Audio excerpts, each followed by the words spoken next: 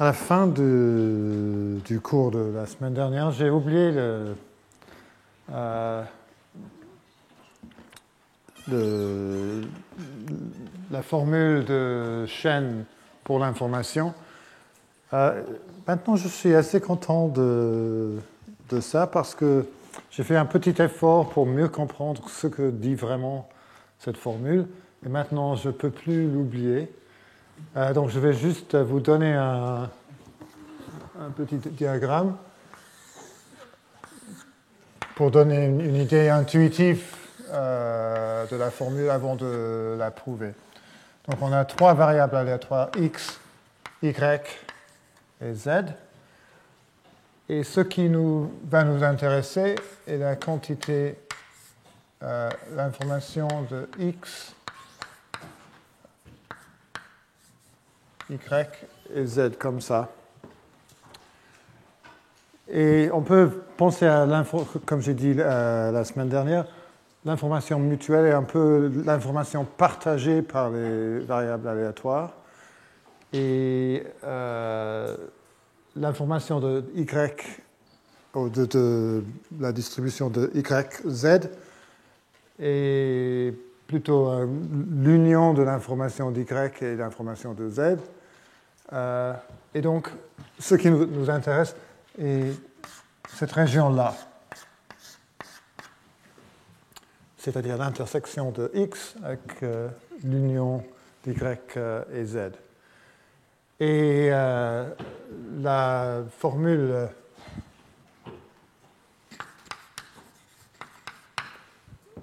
de chaîne, en formule en chaîne pour l'information, nous dit que c'est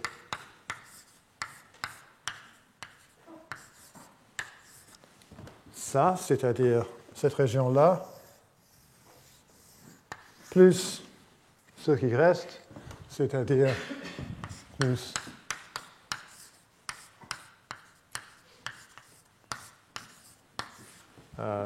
l'information mutuelle conditionnelle de x et y sachant z. Et la preuve, comme j'ai dit la semaine dernière, est facile. On développe les deux côtés en utilisant la définition. Donc, il faut prouver que h de x plus h yz moins h x y z égale h de x plus h de z moins h de x z plus h de x sachant z plus h y sachant z moins h de x y sachant z. Et maintenant, il y a une petite consolation là. Et quoi d'autre? On a que h, y, z égale h, y sachant z plus h, y. Et donc, je vais ajouter h, y et soustraire h, y. Et là, je peux maintenant canceller. Ah, désolé. J'aurais dû ajouter. Dans ce cas-là, je l'ai déjà. J'ai h, y, z égale h, z plus h, y sachant z. Et maintenant, j'ai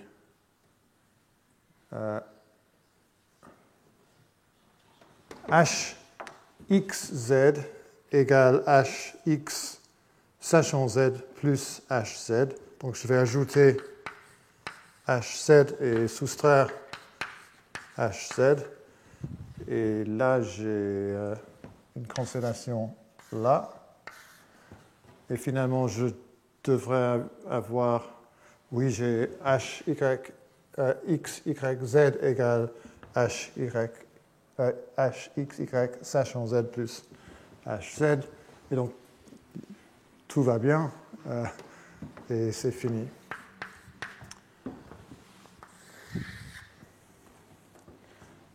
Et on peut en déduire, ça s'appelle la formule en chaîne parce qu'on peut en déduire, je ne vais pas vous donner, je ne vais pas le faire maintenant, mais si on a l'information mutuelle de x et y1 jusqu'à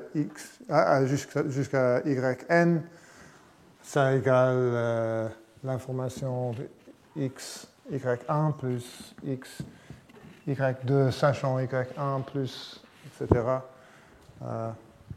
C'est juste comme la règle, la formule en chaîne pour l'entropie. Et il y a un corollaire qui est utile, mais je ne vais pas utiliser cette formule, je voulais juste vous la donner parce que c'est une formule. Mais dans ce cours, je n'aurai pas besoin de cette formule. Mais le corollaire, qui s'appelle l'inégalité de traitement des données. En anglais, the data processing inequality.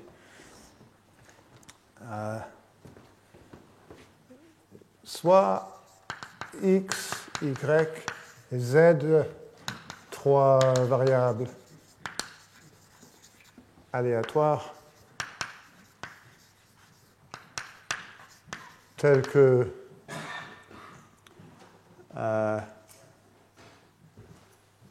x et z sont indépendants, sachant y. Et alors, l'information mutuelle de x et z est au plus l'information mutuelle de x sachant y.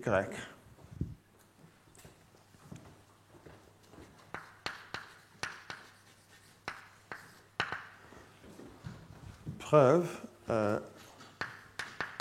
en utilisant la formule en chaîne deux fois.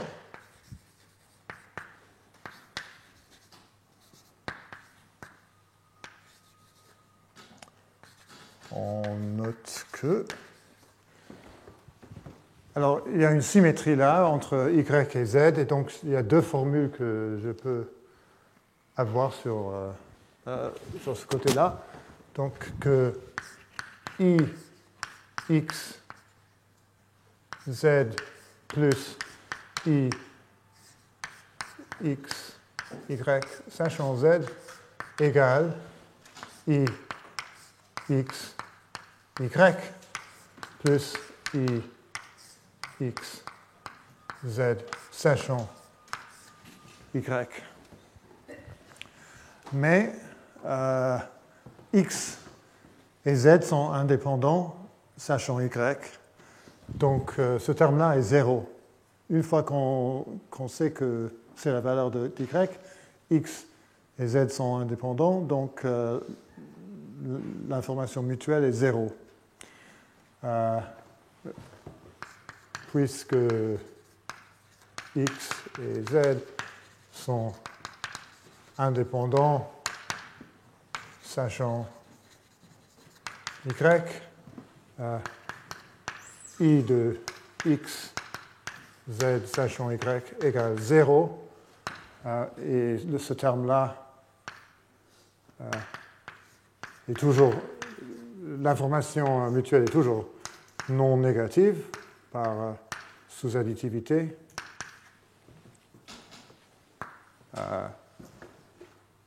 Et le résultat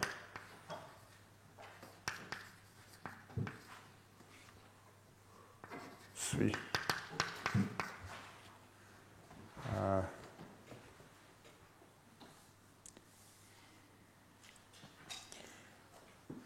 Bien. J'ai promis la semaine dernière qu'on aurait des théorèmes. Je vais maintenant prouver plusieurs théorèmes ou plusieurs applications de l'entropie. J'ai fini les définitions et les propriétés de base.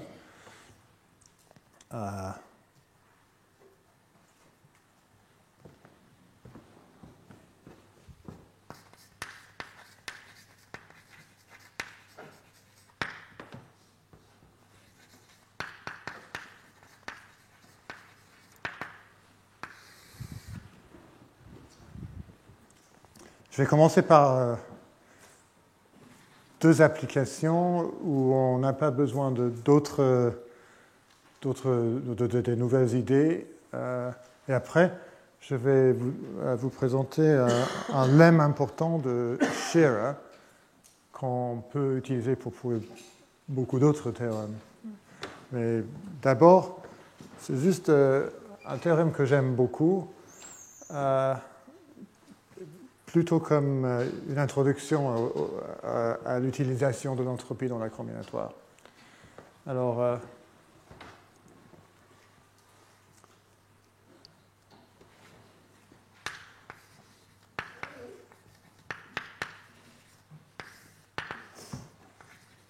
soit G, un graphe biparti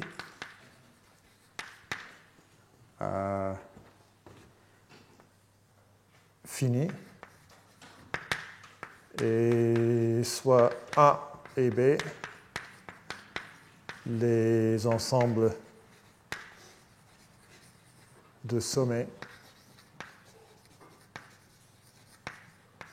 de de G.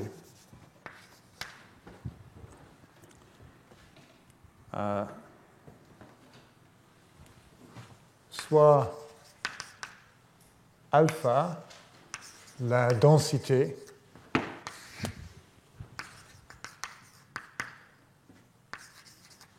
de G, c'est-à-dire le nombre d'arêtes de G égale alpha fois A fois B. J'écris E de G pour l'ensemble d'arêtes de G parce qu'en anglais, E veut dire edge. Mais si j'essaie d'écrire A de G, je vais oublier, je vais écrire E de G. Donc, soit E de G, l'ensemble d'arêtes de G. Alors, le nombre de quadruplets x1, y1, x2, y2 dans A fois B fois A fois B, tel que x1, y1, x2, y1 et x2, y2 sont tous des arêtes de G. Je vais juste arrêter là et ça veut dire on a x1, y1, x2, y2 et on a un chemin de longueur 3. Alors c'est à peu près la même chose que le nombre de chemins de longueur 3, sauf que les chemins sont étiquetés, je commence avec x1, etc. Et aussi les chemins dégénérés sont permis. On permet que x2 soit égal à x et x2 soit égal à x1.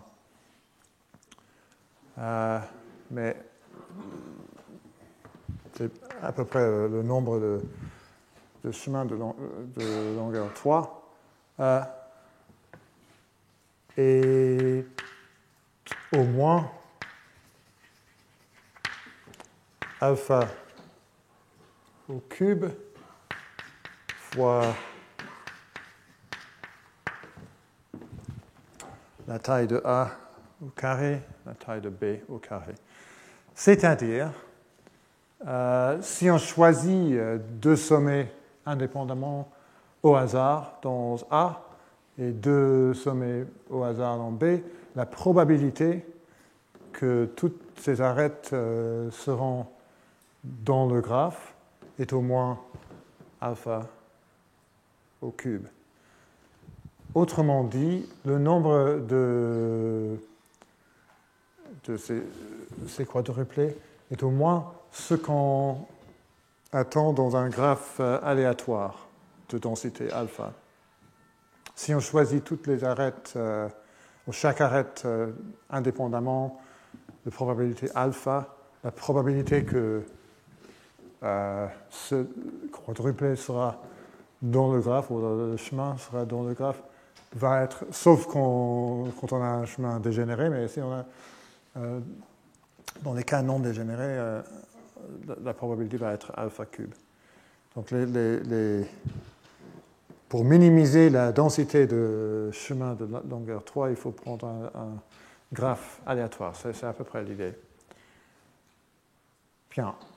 Il faut que vous ayez confiance en moi quand je dis que ce n'est pas très facile de prouver, c'est possible, mais pas du tout facile de prouver ce théorème sans utiliser l'entropie.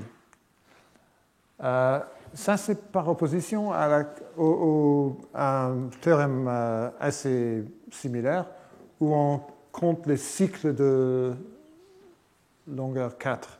Là, il y a une preuve une ligne en utilisant l'inégalité de Cauchy-Schwarz. Mais si on essaie de faire la même chose avec sens, quand on cherche que 3 arêtes, et là, on a bien sûr alpha puissance 4, mais je recommande que vous essayiez de prouver le théorème après sans utiliser l'entropie, juste pour apprécier la difficulté. Parce que la preuve que je vais vous donner est bien, facile à comprendre. Peut-être pas facile à trouver, mais facile à comprendre.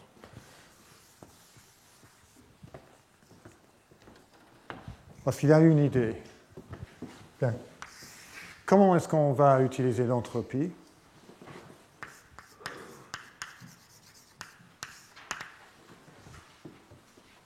Je vais commencer par soit P, l'ensemble de quadruplés x1, y1, x2, y2,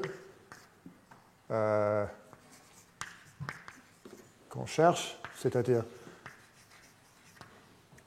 qui vérifie cette condition-là, qui forme un chemin de longueur 3 dans le graphe. Alors, il suffit de trouver une variable aléatoire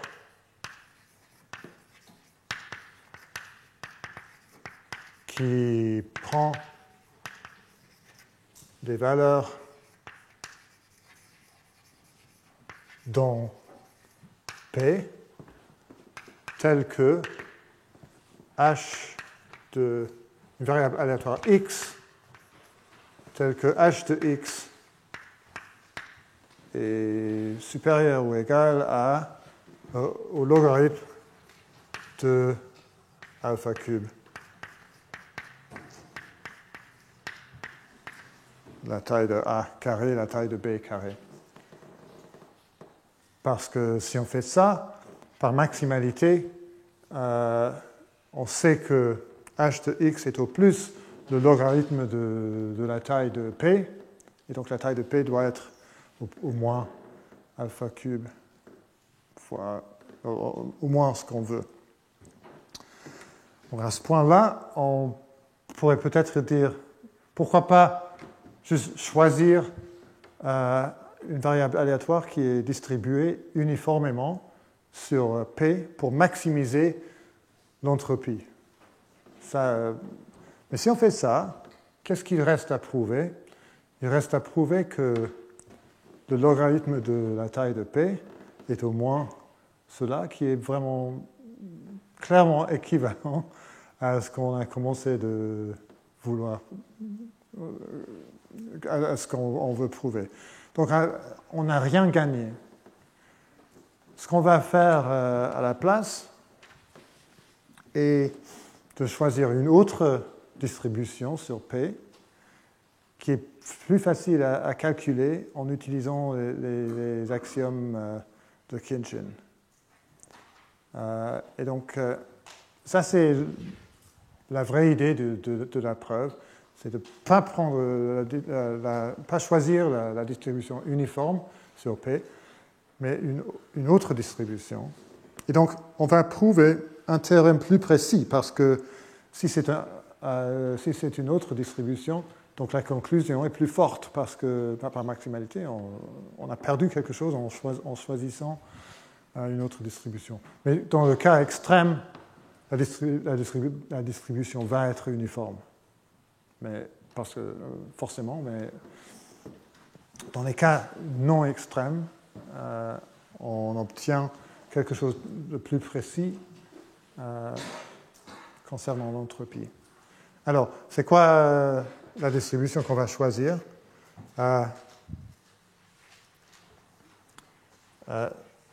Soit x égale x1, y1, x2, y2, ou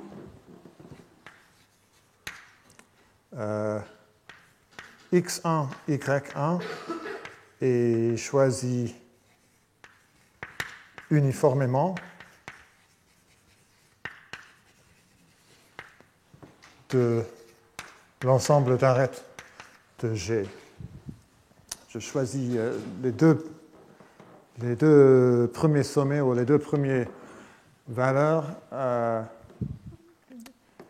choisissant une arête uniformément au hasard et prendre les deux sommets de cette arête.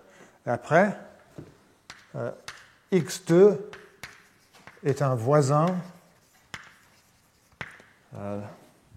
aléatoire de y1.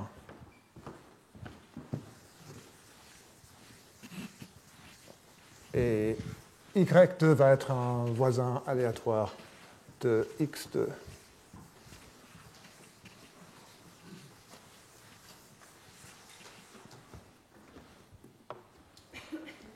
Voisin aléatoire, c'est-à-dire choisi uniformément de y1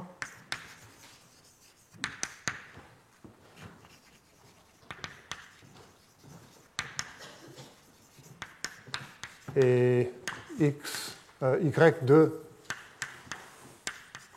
est un voisin aléatoire de x2. Et il y a une observation qui explique la raison pour laquelle c'est une très belle distribution qu'on a choisie.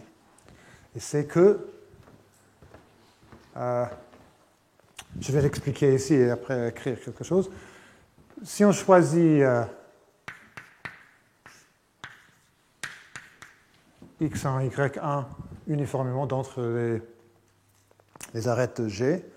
Donc, je choisis y1 avec une probabilité proportionnelle au degré du sommet. Parce que, c'est clair, parce que la probabilité de choisir y1, si on choisit une arête tout à fait au hasard, et le nombre d'arêtes à ce sommet-là divisé par tout le nombre d'arêtes. Donc c'est proportionnel au degré d'y1. Si maintenant je choisis un voisin aléatoire d'y, autrement dit, je peux choisir une arête au hasard en choisissant d'abord y1 avec une probabilité proportionnelle à son degré, et après choisir un voisin aléatoire d'y. Donc, la distribution de x1, y1 est la même que la distribution de x2, y1. Et donc, x2, y1 est aussi choisi uniformément d'entre les arêtes G, et ça continue. Une fois que j'ai observé ça, le même argument me dit que x2, y2 est aussi choisi uniformément parmi les arêtes de G. Alors, je vais écrire un tout petit peu. On choisit y1 avec une probabilité proportionnelle à son degré. Et donc,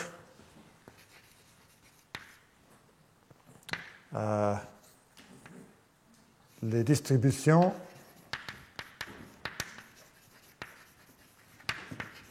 de x1, y1 et x2, y1 sont pareilles. Alors, en suivant cette idée, x1, y1, x2, y1 et x2, y2 sont tous distribués uniformément sur l'ensemble d'arêtes de G. Et maintenant, on est prêt à faire un petit calcul et terminer. C'est là où on dit que le graphe est dichotique, donc ces distributions sont pareilles pour les x et pour les y. C'est ça l'idée? Vous avez utilisé que le graphe est dichotique en ce moment. Ah oui, oui. Tout à... Oui, c'est très important.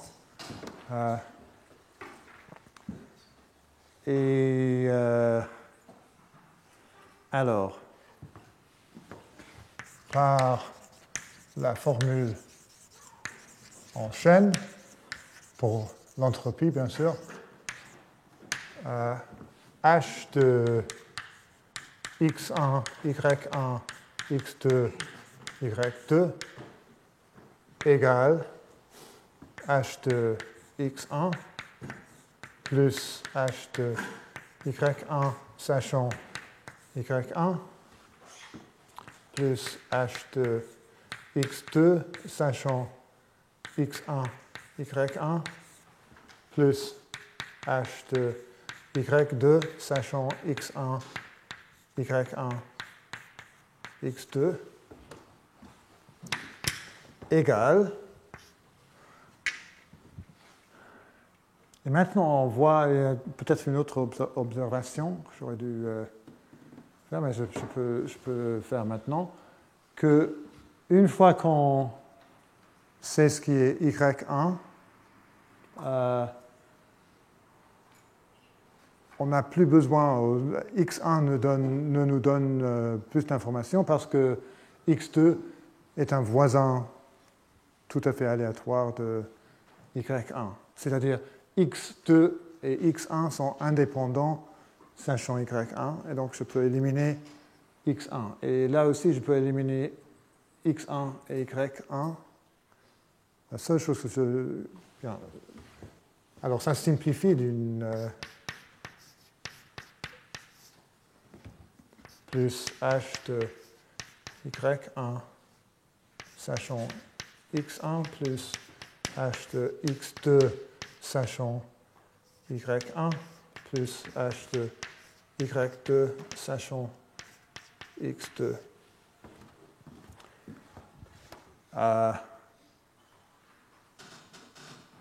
Et ça, par additivité, égale h de x1, y1.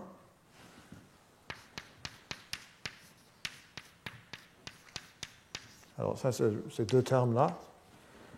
Et maintenant, je vais utiliser additivité deux fois en plus.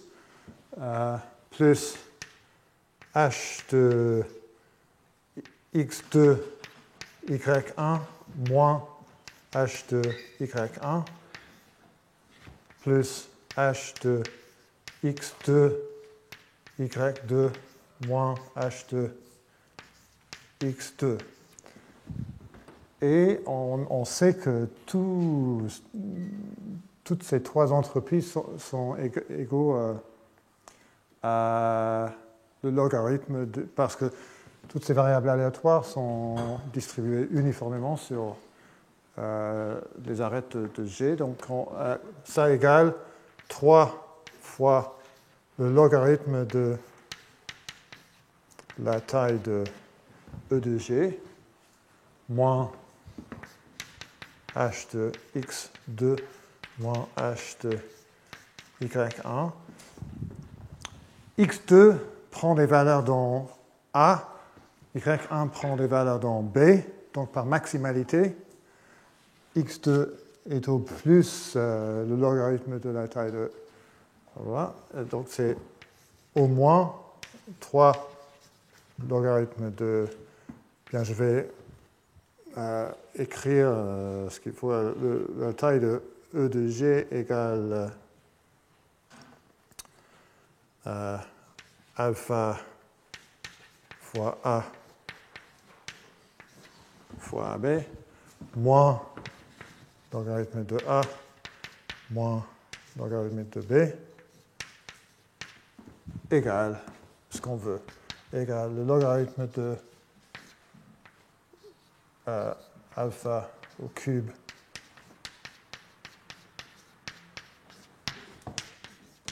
et la preuve est terminée. Donc l'idée de la preuve était de choisir une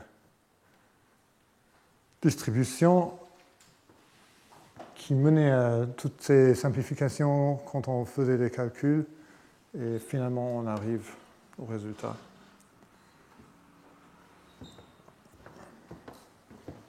Bien, deuxième théorème, qui est assez différent.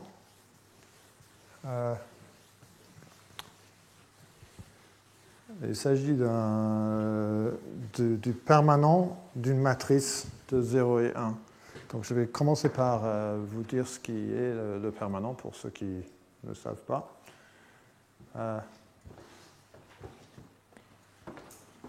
Il n'y a aucune connexion entre ce théorème et le précédent. Alors, soit A, une matrice n par n, n fois n, le permanent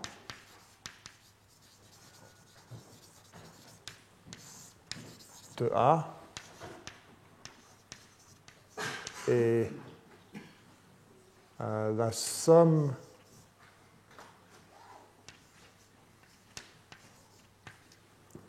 sur toutes les permutations de 1 jusqu'à n du produit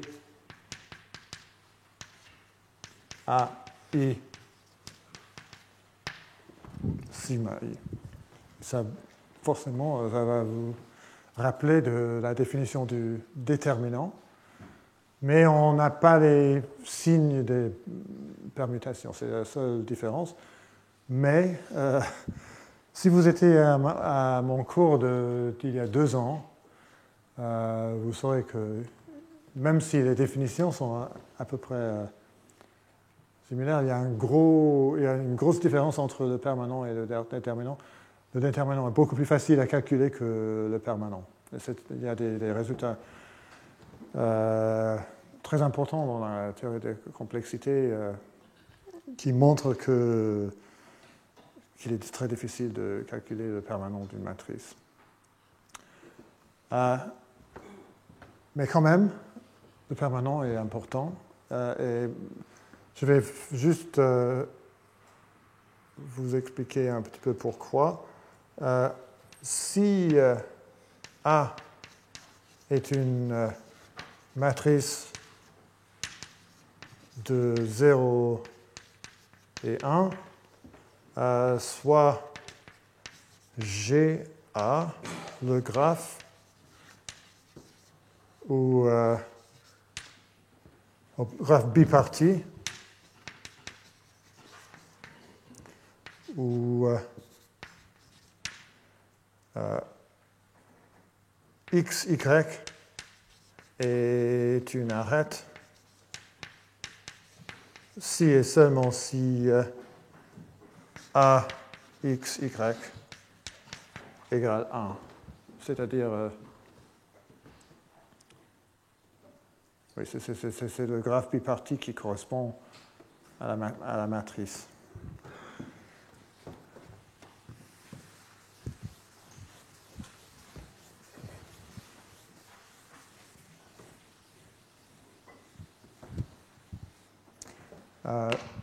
Donc,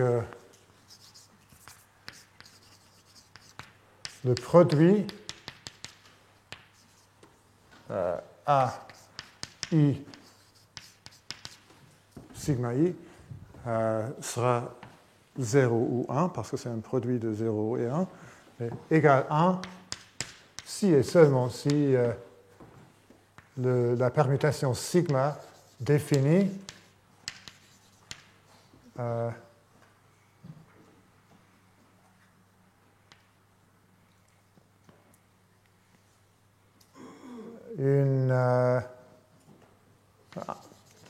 un couplage parfait dans GA. Un couplage parfait, c'est-à-dire si on a un graphe biparti, c'est quelque chose comme ça, où on a, s'il y a n sommets là, c'est un ensemble de n arêtes qui lie chaque sommet là à un sommet là.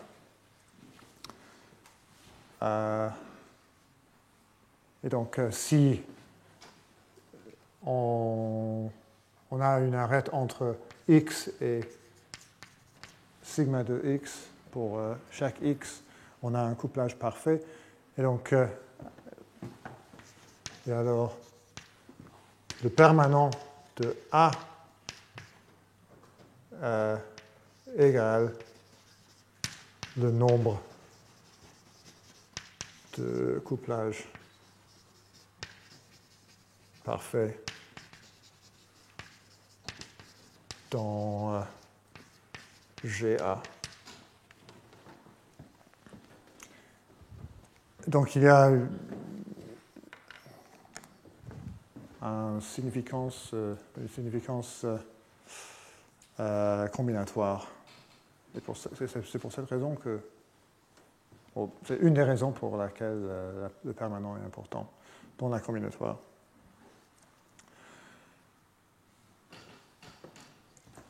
Et je crois que je suis prêt à donner le théorème.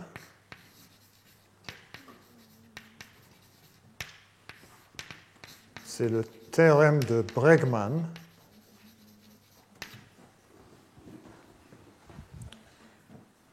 soit A, une matrice de 0 et 1,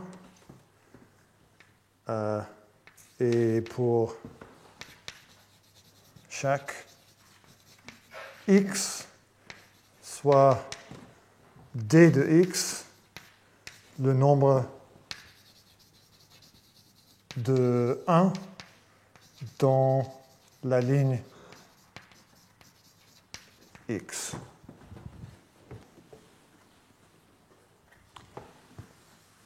Et le théorème va nous donner une borne supérieure pour le permanent de A qui vérifie cette condition en termes de dx.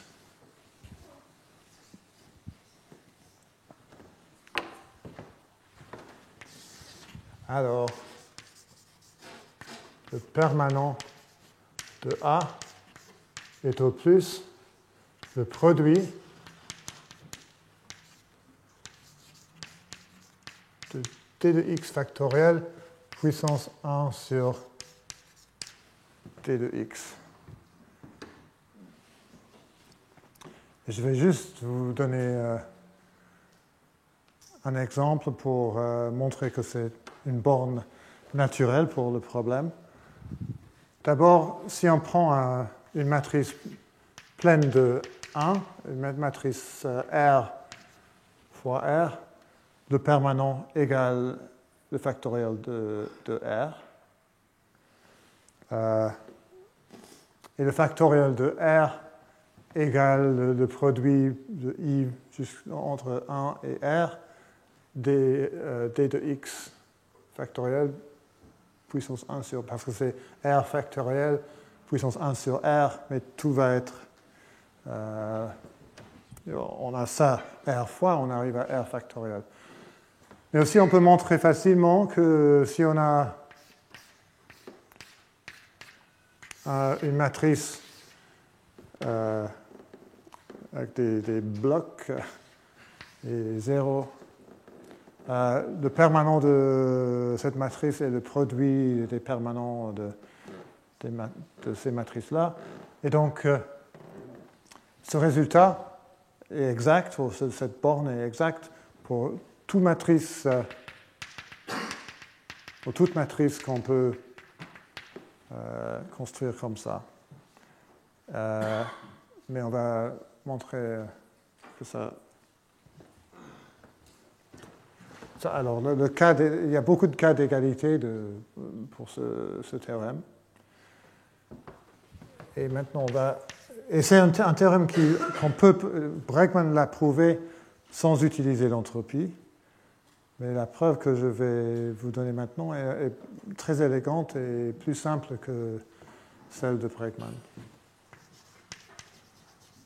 Preuve, et c'est dû à Radhakrishnan.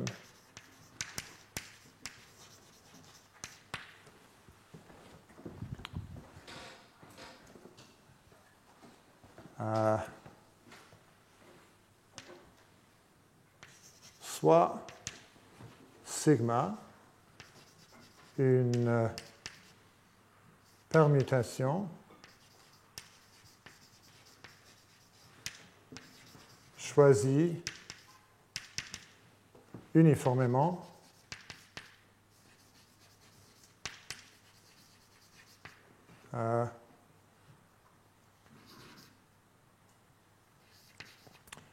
des permutations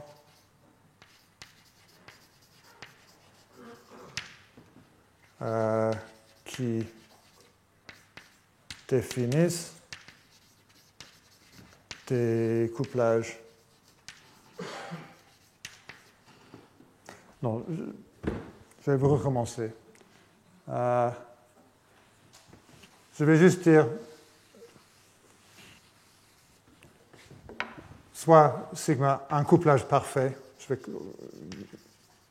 Un couplage parfait. Mais je vais identifier le couplage parfait avec la permutation qui définit le couplage parfait. Je vais passer entre les deux. un couplage parfait choisi uniformément des couplages parfaits de GA, du graphe biparti qui correspond à la matrice. Et donc, H de sigma égale le logarithme du permanent de A, parce que le permanent de A est le nombre de couplages parfaits. Donc si on choisit un couplage parfait uniformément, son entropie va être le logarithme du permanent de A. Alors cette fois, je choisis uniformément je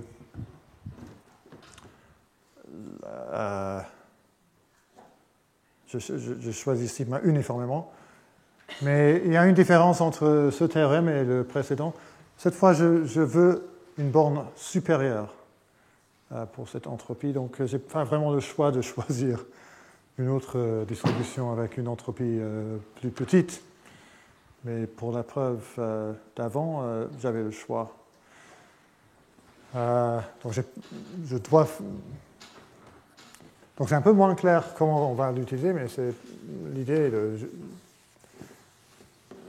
d'utiliser les formules pour l'entropie. Alors, par la formule en chaîne,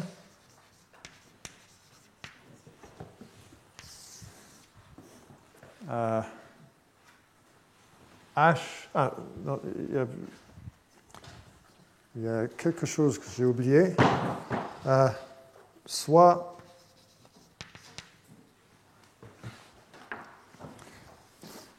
n, la taille de x et y, les ensembles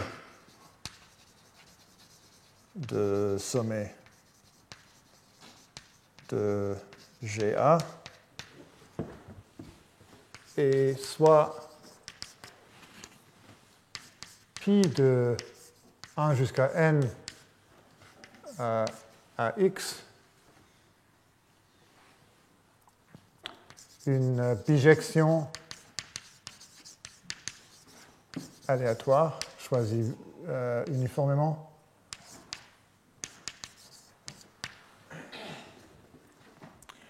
et soit xi égale pi de i. J'ai été un tout petit peu formel, mais ce que je veux dire, je vais choisir un ordre sur x. Et après, ça va être un ordre aléatoire. Mais pour l'instant, on a un ordre fixe donné par cette bijection pi. x1, x2, x3, c'est un ordre sur des sommets de x. Et maintenant, on va utiliser la formule en chaîne.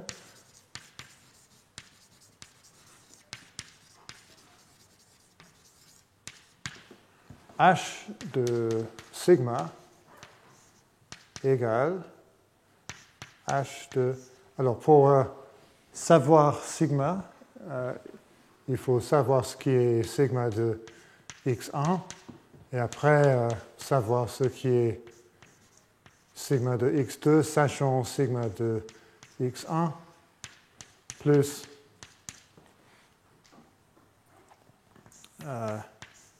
sigma de xn, sachant sigma de x1, jusqu'à sigma de x n-1.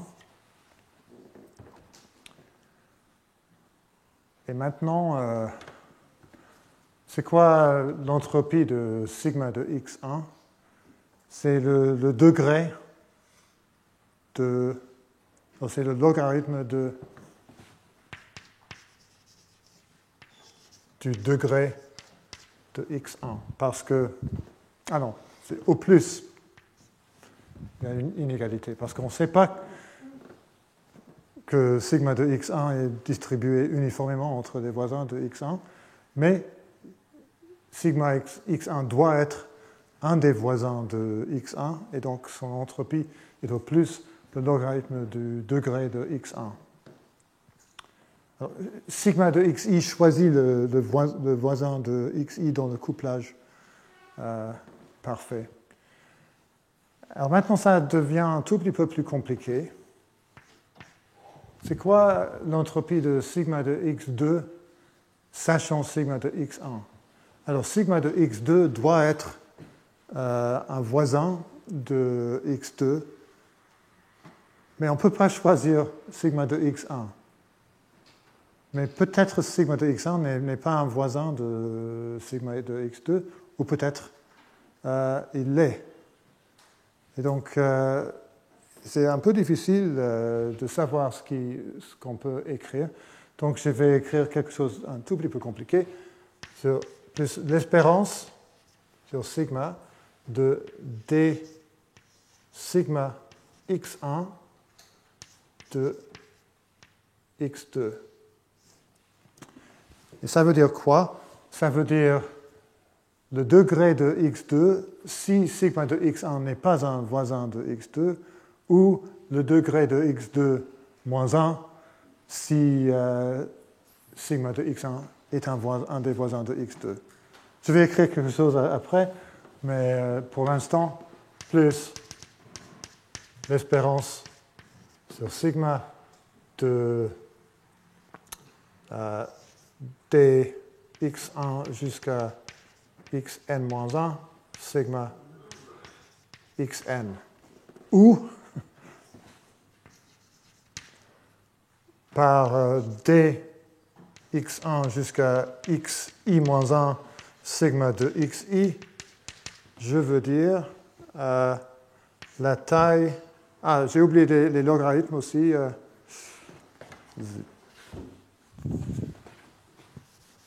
Plus logarithme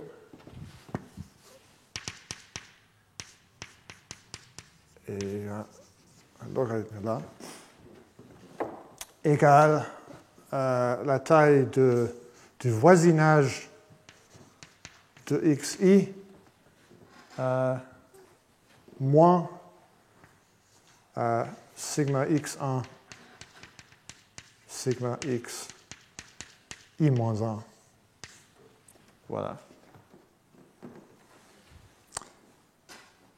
Mais maintenant, on a une quantité qui a l'air d'être très difficile à calculer.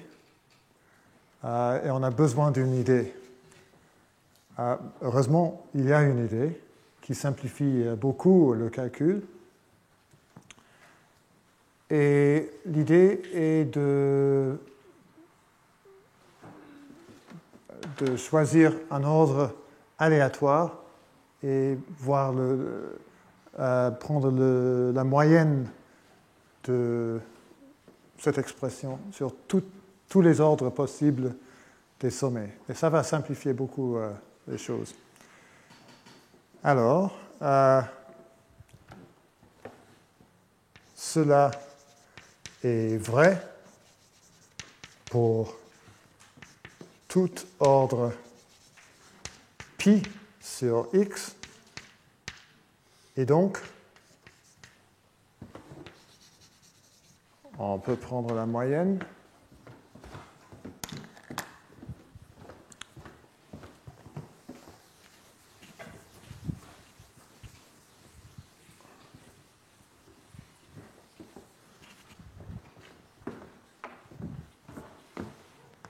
H de sigma est au plus l'espérance sur pi de d de x1 plus dx1,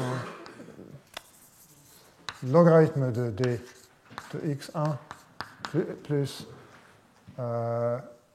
l'espérance sur sigma logarithme de d sigma x1 x2 plus l'espérance sur sigma logarithme d sigma x1 x2 x3 plus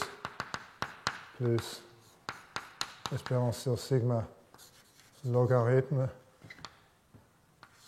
d sigma x1 jusqu'à xn moins 1 xn. Il y a une idée de plus. Peut-être on aurait pensé d'essayer d'utiliser linéarité des espérances. Je vais le faire, mais je ne vais pas choisir un de ces termes. Le terme que je choisis va dépendre de pi. Alors, il y a une dépendance de pi parce que x1, le sommet qui est x1, dépend de pi. Alors, ce n'est pas explicite là, mais il y a une dépendance de pi. Alors, soit x dans x, on va borner le terme. Alors, le terme qui a x dans les parenthèses. C'est-à-dire, on va borner le terme l'espérance sur pi, l'espérance sur sigma. Alors, on va calculer, je crois.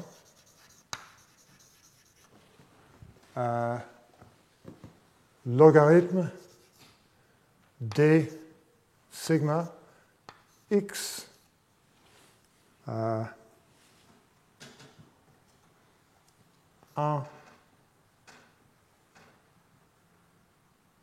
jusqu'à x pi inverse x moins 1 de x. X égale x pi moins 1 x. Et donc, ça c'est le terme qu'on va calculer. Et je vais juste faire un petit dessin. y1, y2, jusqu'à yk.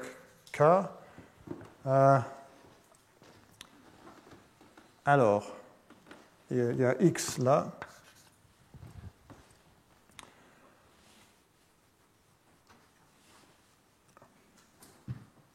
Si le degré de x égale k, c'est quoi le degré quand on n'a pas les sommets x1 jusqu'à x pi moins 1 de x moins 1? Il faut prendre les sommets pi moins 1 ou les sigma moins 1 de y1.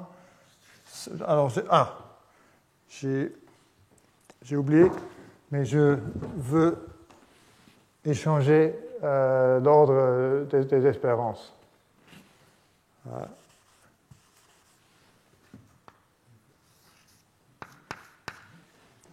Ça, j'ai le droit de le faire. Et maintenant, je vais fixer sigma et calculer ce terme-là. Alors, pour chaque sigma, on a quelques sommets comme ça, sigma moins 1 yk. Et cette quantité-là est le nombre de sommets qui restent quand on arrive à x dans l'ordre, c'est-à-dire c'est le nombre de sommets. Si maintenant je prends les nombres pi moins 1 sigma, je vais d sigma x1, x pi moins 1, x moins 1 de x dépend de l'ordre des nombres. Je n'ai pas écrit. Soit y juste à yk, les voisins de x, des nombres pi moins 1, sigma moins 1, y1, jusqu'à pi moins 1, sigma moins 1, yk. Et la position de pi moins 1 de x, pi inverse x, dans cet ordre. Si x est le premier, donc quand on arrive à x, on n'a rien enlevé du voisinage de x, et donc cette quantité égale le degré de x.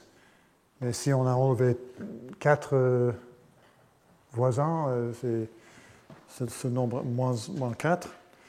Et ce qui nous aide est que cet ordre est uniforme, parce que pi est choisi uniformément dans tous les ordres de x, et donc pi inverse aussi est choisi uniformément de toutes les bijections de x jusqu'à 1 sur n. Puisque pi est uniforme, la position de pi moins x est uniforme sur 1 sur k, c'est-à-dire le premier, le deuxième, le troisième jusqu'au kème. Et donc, l'espérance, donc pour chaque sigma, l'espérance sur pi du logarithme de d sigma x1, x pi moins 1, x moins 1 de x égale 1 sur d de x, 1 plus logarithme de 1 plus logarithme de 2 plus logarithme de d de x.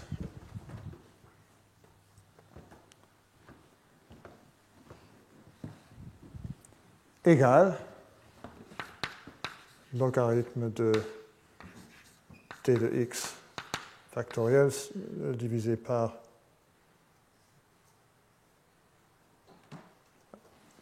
pas divisé par logarithme de d de x factoriel puissance 1 sur d de x.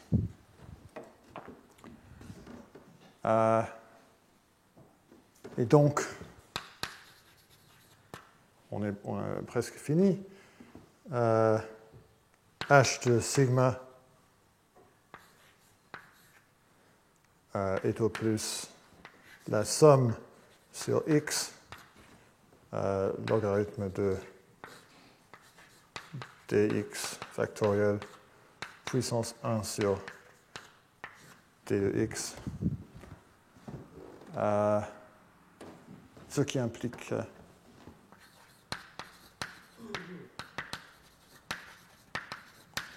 le résultat.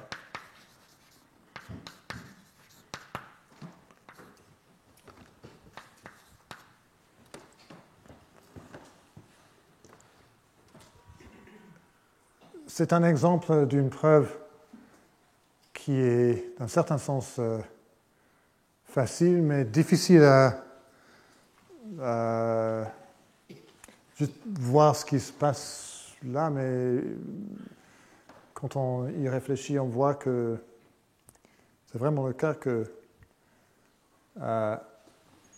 ce nombre-là est distribué uniformément entre 1, 2, 3 jusqu'à d de x quand on prend un ordre aléatoire. Donc c'est un bon moment pour avoir une pause de 5 minutes. Et après, je vais vous donner le lemme de Shearer. Oui, oui. Juste, il y a une analogie avec l'inégalité de Hadamard-Usuel pour le déterminant Je ne sais pas tout de suite, mais c'est peut-être le cas. Sauf que le déterminant ne compte pas. C'est un peu plus compliqué. Je ne suis pas sûr de pouvoir utiliser l'entropie pour les déterminants parce que. Ok, on recommence à 11h11 et par le lemme de Shearer.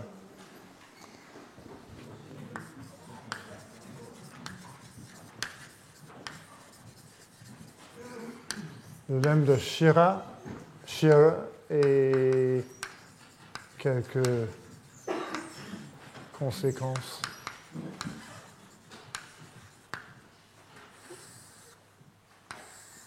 C'est un lemme qui s'avère très utile dans la combinatoire.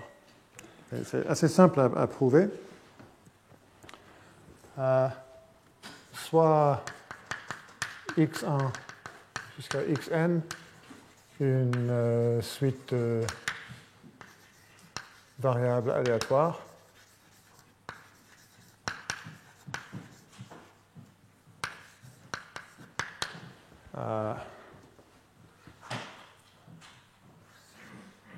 On écrit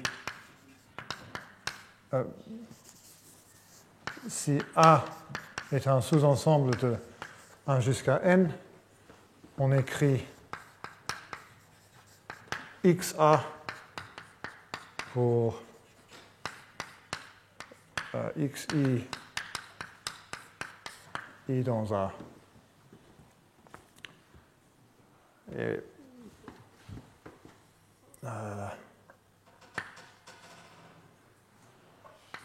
proposition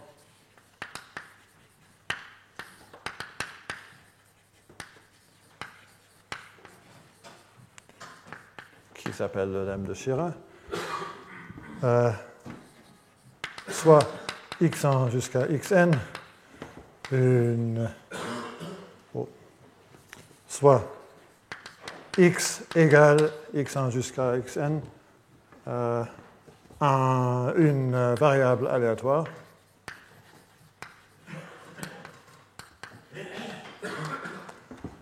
Et soit A sous-ensemble de une famille de sous-ensembles de 1 jusqu'à n, une collection de sous-ensembles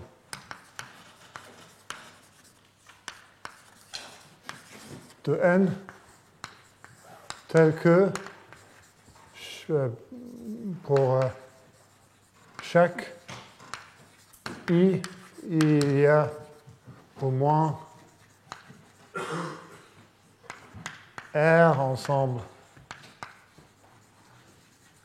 A dans A, tel que I est un élément de A. Alors la famille couvre l'ensemble 1 jusqu'à n au moins R fois. Alors, l'entropie de X est au plus 1 sur R, la somme sur A dans A, H de XA.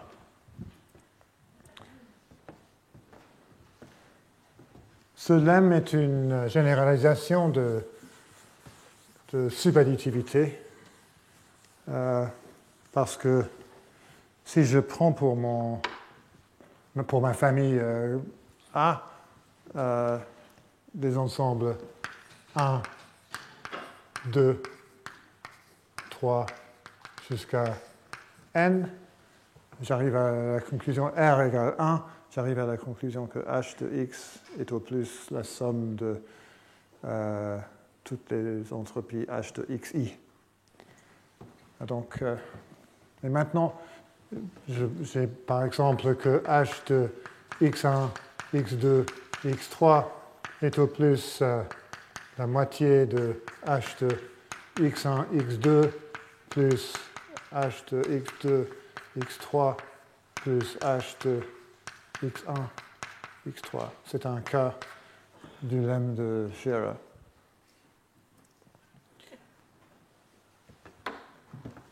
Et la preuve,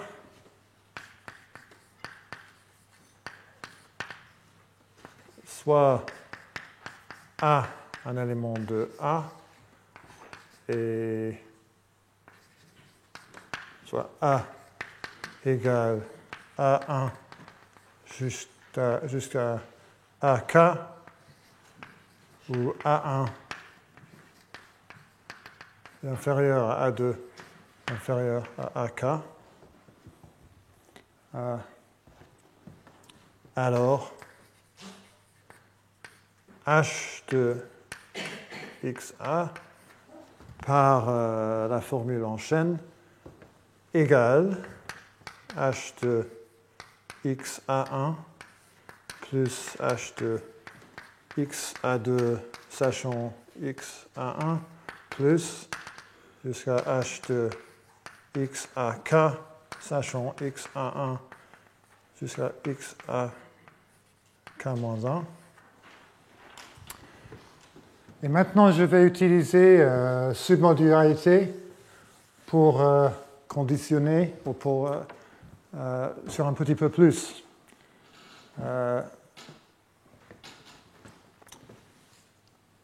Alors, c'est au moins H de... Je vais introduire une notation pour la preuve. H de x A1 sachant x de moins de A1, c'est-à-dire sachant x1 jusqu'à x A1 moins 1, plus h de x A2 sachant x moins de A2. Et pourquoi? C'est parce que pour l'instant, j'ai pris x A2 sachant x A1.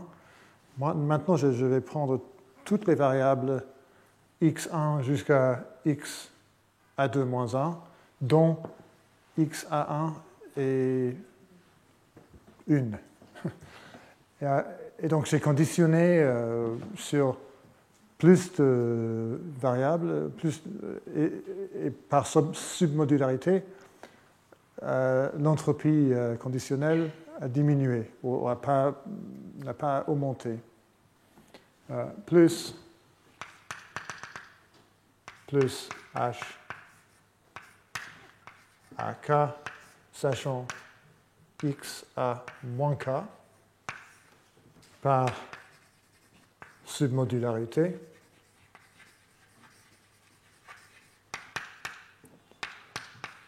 Où X A, ou X moins A veut dire x1 jusqu'à x à moins 1. Et en prenant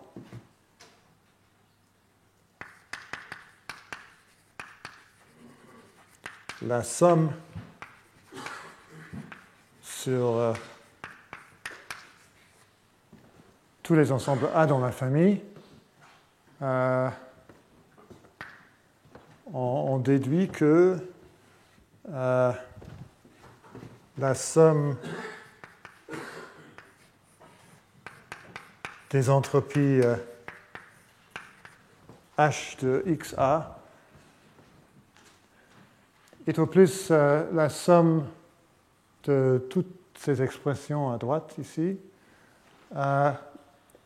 Alors, chaque terme là est un terme de la forme h xa sachant x moins a. Et le terme xa sachant x moins a est là chaque fois que a est un élément de l'ensemble A. Par hypothèse, chaque A appartient à au moins R des ensembles, et donc chaque terme là, de cette forme-là est là au moins R fois. Alors c'est R, la somme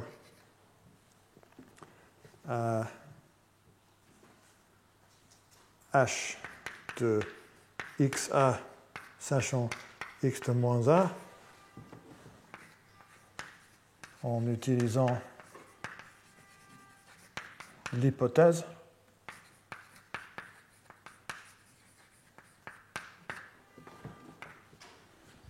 Et par la formule en chaîne, ça c'est l'entropie de x. Je vais l'écrire là, égale R fois H de x, et c'est prouvé.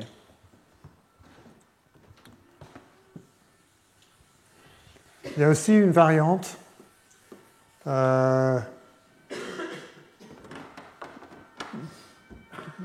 presque équivalente, mais avec à peu près la même preuve, mais qui peut être plus convenable.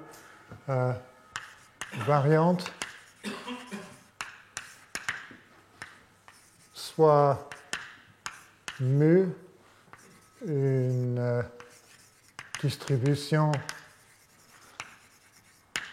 sur les sous-ensembles de 1 jusqu'à n, tels que pour tout A dans n,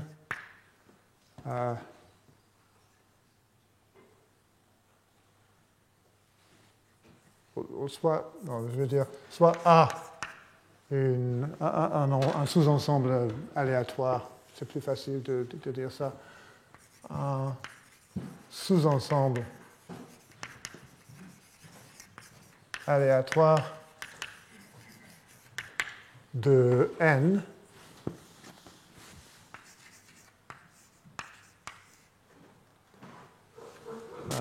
choisi selon une distribution mu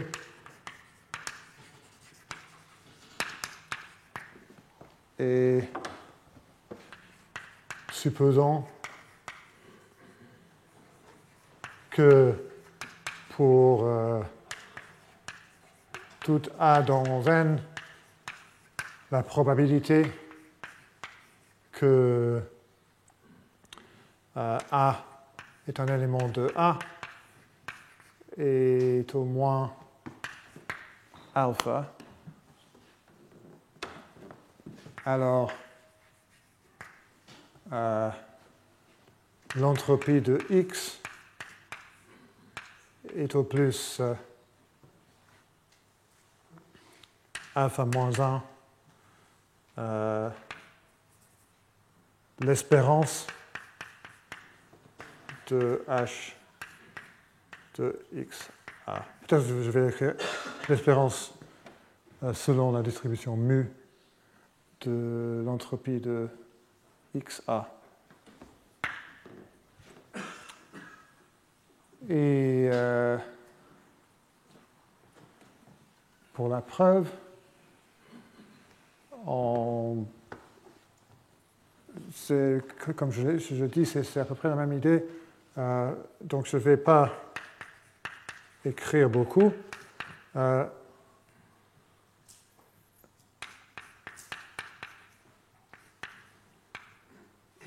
L'espérance de l'entropie de XA est au moins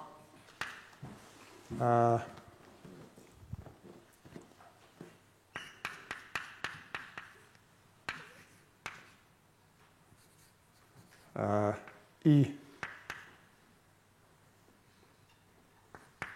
sur de A dans A, H de XA sachant X moins A, pour la même raison qu'on a eu là. Et par hypothèse, chaque A est un élément de A avec une probabilité d'au moins mu. Alors c'est au moins alpha, je veux dire, alpha de somme H de X A sachant X moins A égale alpha H de X. Et la preuve est finie. C'est la même idée, mais il y a des résultats, y compris un dont je vais présenter la preuve, où c'est plus facile d'utiliser des espérances comme ça.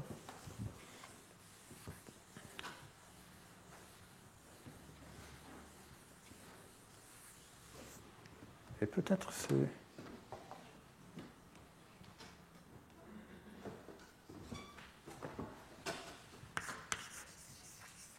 Alors, tout de suite, on aura un théorème, pas du tout évident. Non, pas tout de suite. Il faut des définitions. Soit A une famille d'ensembles. On dit que A est une famille intersectante.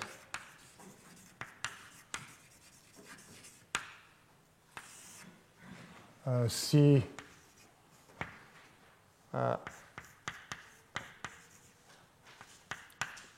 pour chaque paire d'ensembles dans A, l'intersection est non nulle. Pour tout A, B dans A. Et maintenant, soit gamma, un ensemble ou une famille de graphes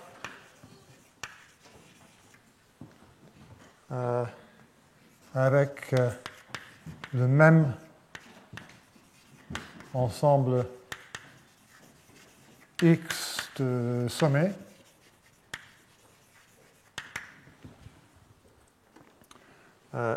Gamma est une famille triangulairement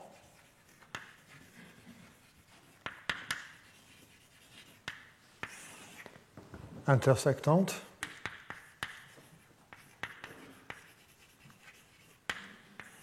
Si pour chaque G et H dans gamma, l'intersection de G et H contient un triangle.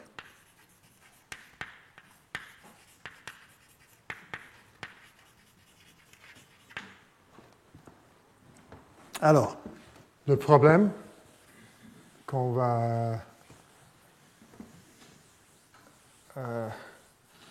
considérer, c'est quoi la taille maximale d'une famille de graphes triangulairement intersectantes? Alors d'abord, quelque chose de beaucoup plus facile. Si A est une famille intersectante de sous-ensembles d'un ensemble Z de taille n, alors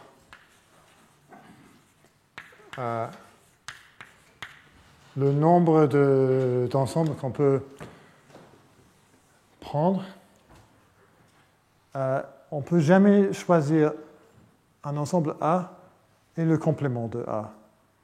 Et donc il y a une borne supérieure évidente de 2 puissance n-1, et on voit facilement qu'on peut trouver des familles de taille 2 puissance n-1 parce qu'on peut par exemple choisir tous les sous-ensembles qui contiennent 1 par exemple.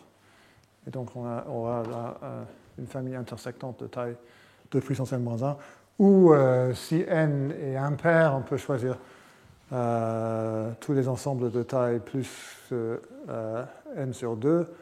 Il y a beaucoup d'exemples des familles intersectantes de taille 2 puissance n-1.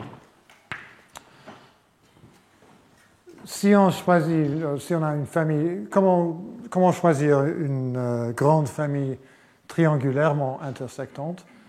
L'idée la plus évidente est de choisir un triangle et choisir tous les graphes qui contiennent ce triangle-là. Et donc, il existe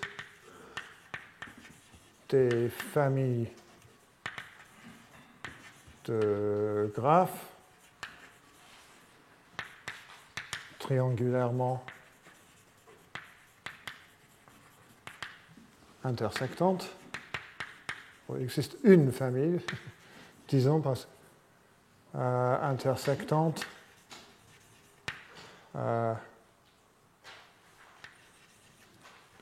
de taille 2 puissance n sur 2 moins 3,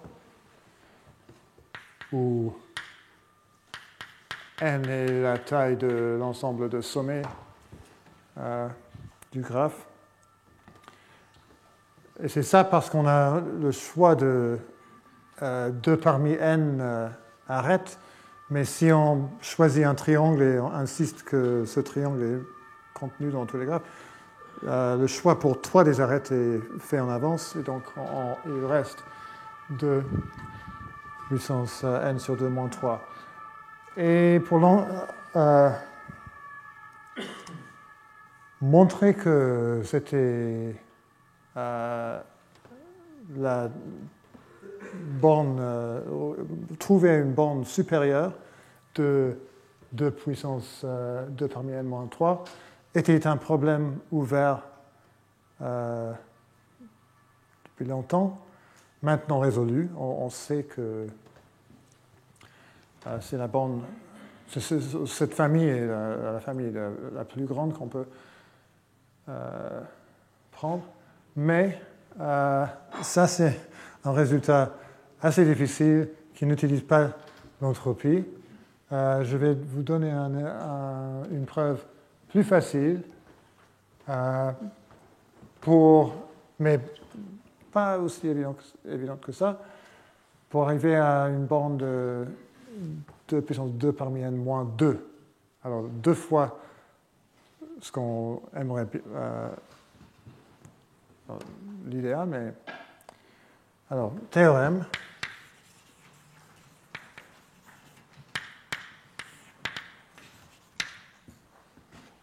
Si x égale n et g, gamma, je veux dire, est une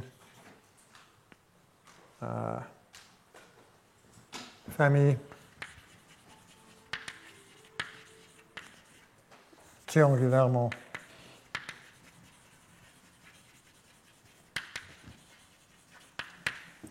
intersectante de graphes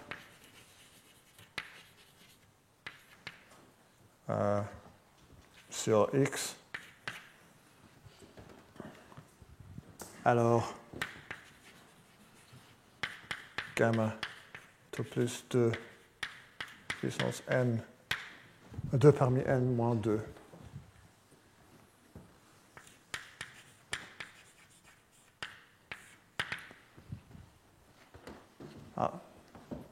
Je viens de me rendre compte qu'il y avait un autre résultat que j'aurais dû vous présenter avant ce résultat-là, mais c'est pas grave, je n'ai pas besoin de ce résultat-là, mais c'était plus simple. C'était plus logique de le présenter avant, mais c'est pas grave. Preuve.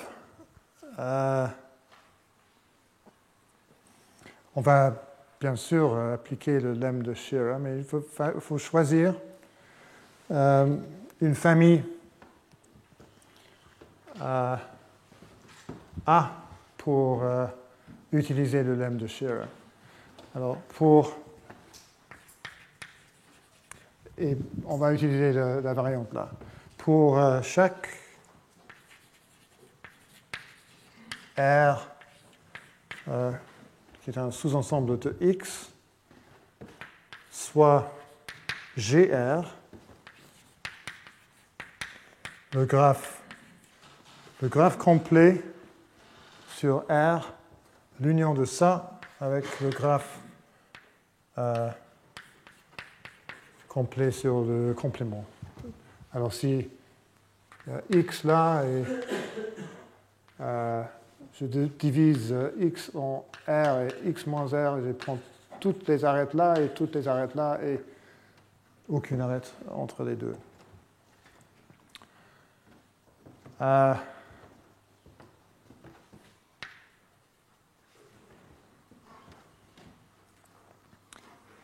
Alors,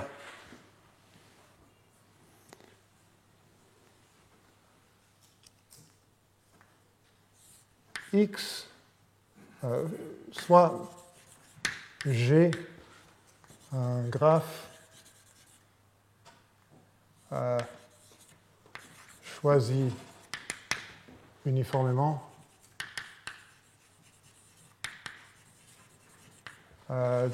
de gamma.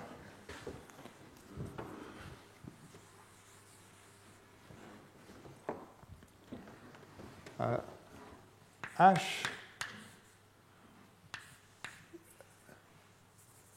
G GR.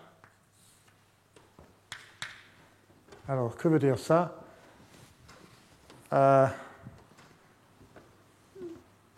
Je vous donne toutes les arêtes de G qui sont dans l'ensemble GR. C'est pour appliquer le lemme de Shearer. Ça veut dire, je vous donne l'intersection de G et GR. Et donc,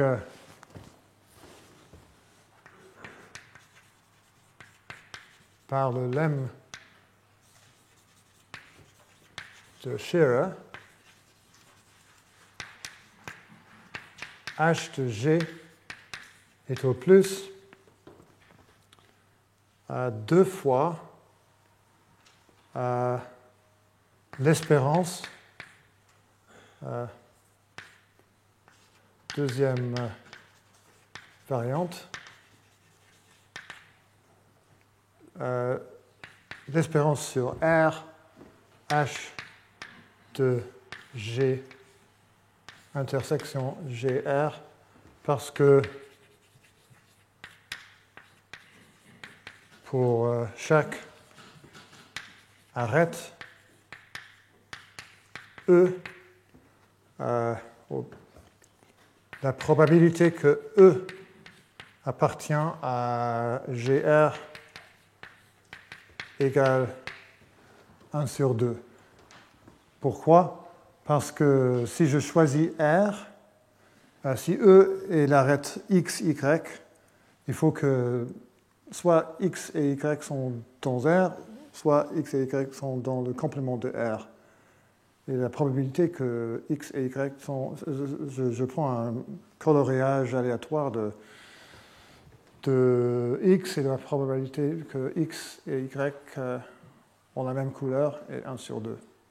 Donc en appliquant le lemme de Shearer, on arrive à cette borne.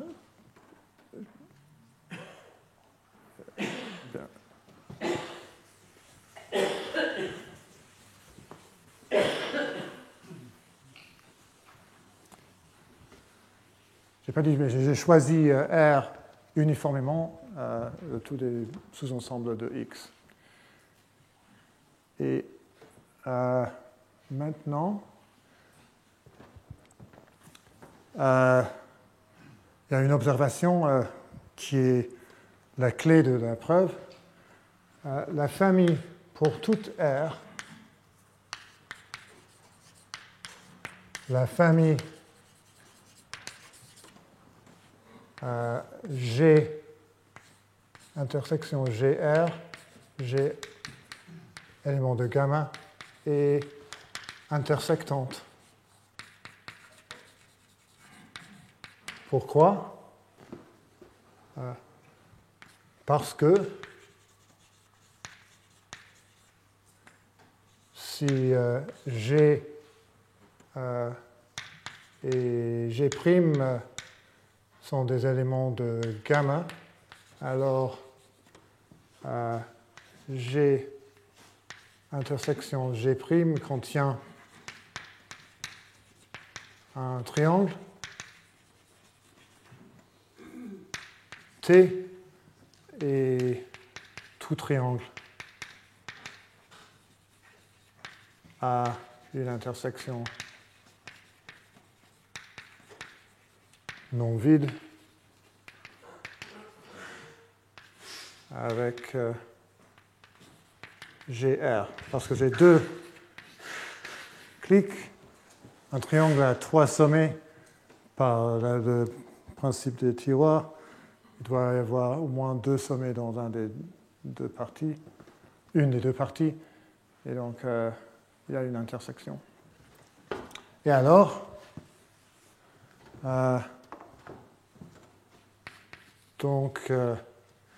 et c'est une famille de sous-ensembles de GR. Et donc, la taille, la taille de cette famille est au plus 2 puissance GR moins 1 par le résultat ici, ou l'observation que la taille d'une famille intersectante est la moitié de la taille de le nombre de tous les sous-ensembles. Et donc, l'entropie de G intersection GR est au plus GR moins 1. Et c'est ce que j'avais besoin de savoir parce que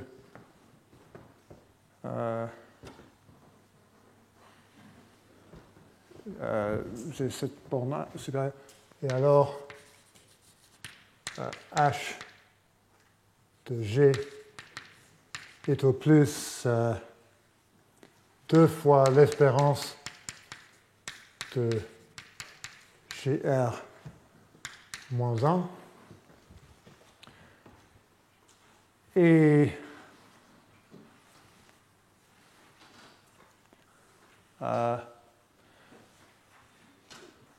chaque arête, comme j'ai déjà dit, a une probabilité 1 sur 2 d'être une arête GR. Et donc la taille moyenne de GR est 2 parmi n divisé par 2 égale 2 parmi n moins 2. Et c'est fini. Et donc,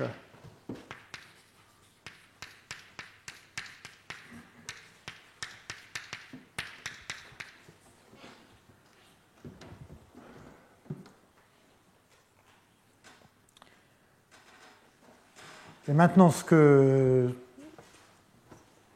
j'allais présenter avant, c'est juste une observation que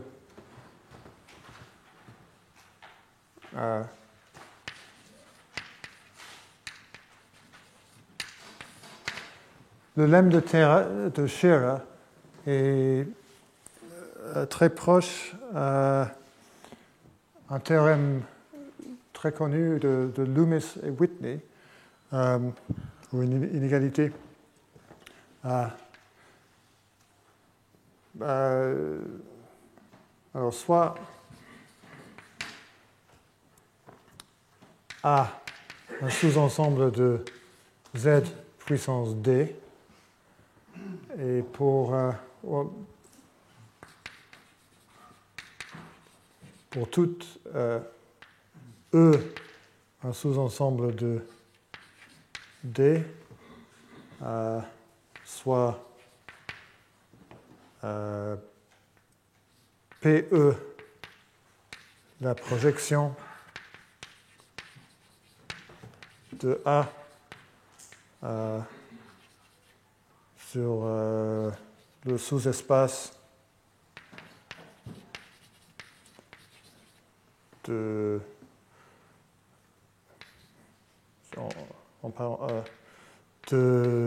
Z puissance D généré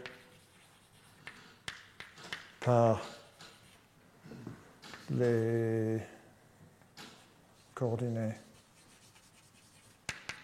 dans E dans deux dimensions.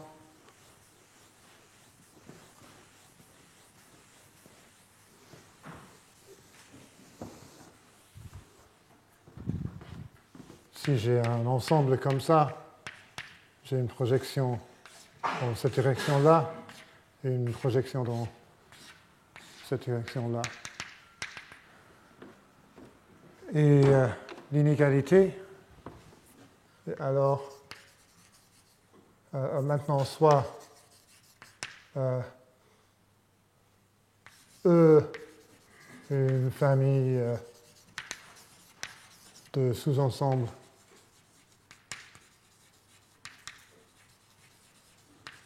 de D, tel que pour chaque I, il y a au moins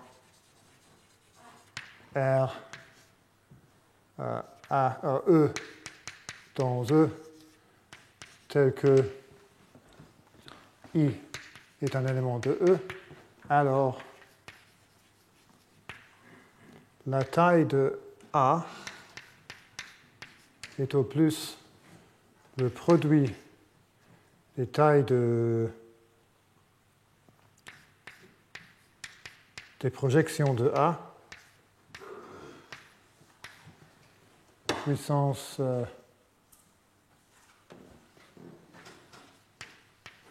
D sur R.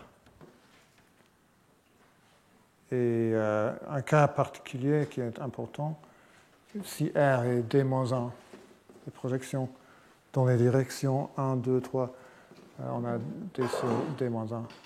Et preuve, alors c'est à peu près une autre variante du lemme de Shearer. Preuve soit X uniforme sur A par le lemme de Shearer. Oui, on a le logarithme de A égale h de x est au plus. Alors la probabilité, si on choisit un E au hasard, est au plus. Alors, qu'est-ce que je veux dire? Peut-être que je n'ai pas besoin de ce D là. Non, je crois que c'est juste R fois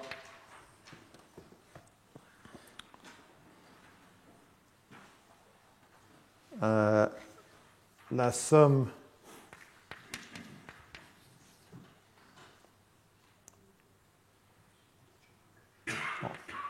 1 sur R fois la somme H de XE égale, est au plus 1 sur R. XE prend des valeurs dans PE de A, et donc par maximalité, c'est au plus la somme du logarithme de PE de A. Et le résultat s'ensuit en prenant 2 puissance des deux côtés. Donc je voulais juste faire cette connexion-là. Est-ce que j'ai le temps? Je crois que j'ai le temps, même si 11h52, j'ai le temps pour un résultat en plus parce que c'est une conséquence assez rapide de ce qu'on vient de voir.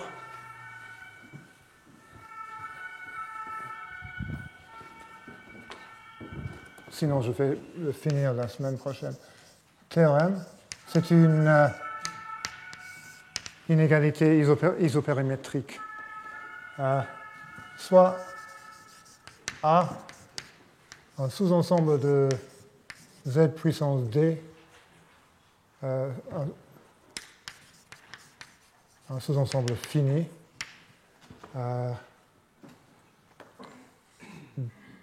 on écrit DA pour l'ensemble d'arêtes de Z puissance D, où on rejoint un élément de Z de D à un autre, si la différence est 1 dans un des coordonnées. De Z de puissance D qui lie un élément de A à un élément du complément de A. Alors si A est un ensemble comme ça, peut-être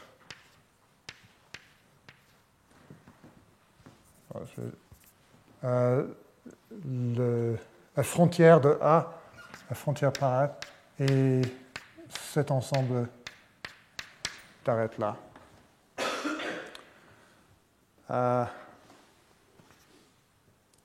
Alors, la taille de la frontière de A est au moins la taille de A puissance D-1 sur D multiplié par 2D. Et c'est une borne, si, juste un exemple, si A égale R puissance D, alors la taille de A égale R puissance D, et la taille de la frontière de A égale, alors pour chaque face de cette cube, on a R puissance D-1, et le nombre de faces est 2D. Et là, donc, on a égalité dans cette inégalité. Et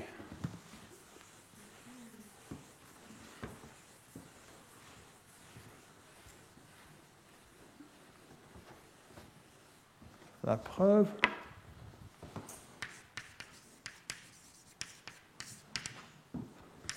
par le théorème précédent,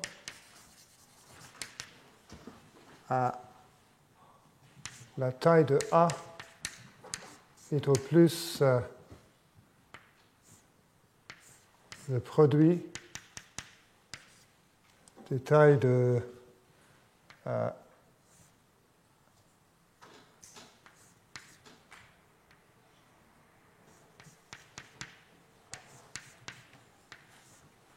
P,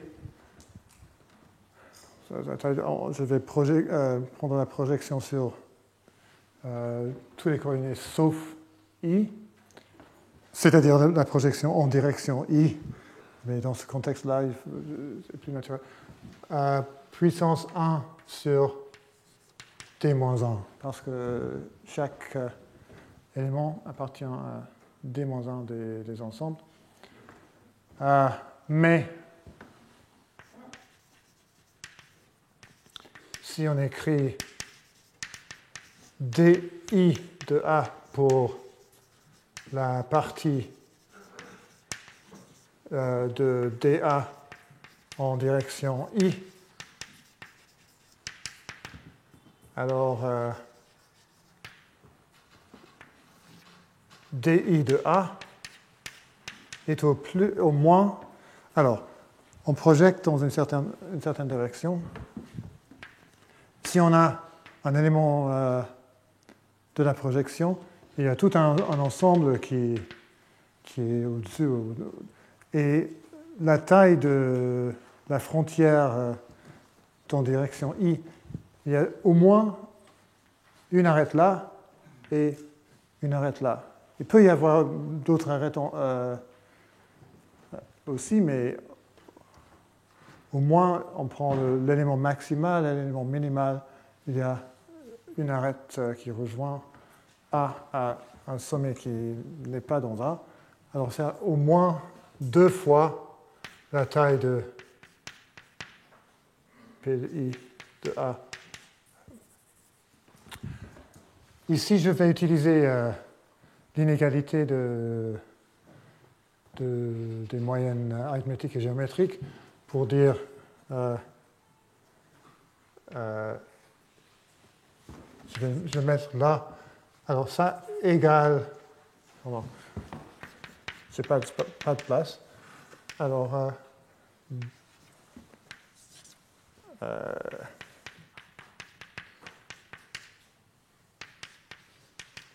égale. Ça, ce n'est pas la moyenne géométrique. Je veux la moyenne géométrique. Et donc, je vais le réécrire.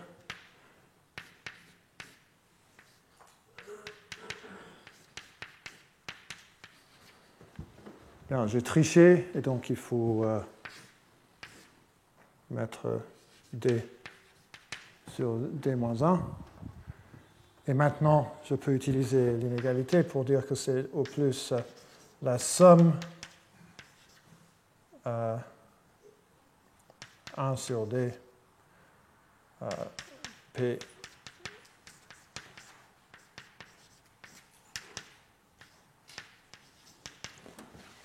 et ça, j'ai presque fini, est au plus par l'observation là, est au plus 1 sur 2, la somme jusqu'à D DIA sur 2, D sur D-1 égale 1 sur 2. Alors la somme des parties de la frontière en direction I égale la taille de la frontière en direction D. Et cela implique le résultat. On avait commencé par A est au plus cela, ce qui implique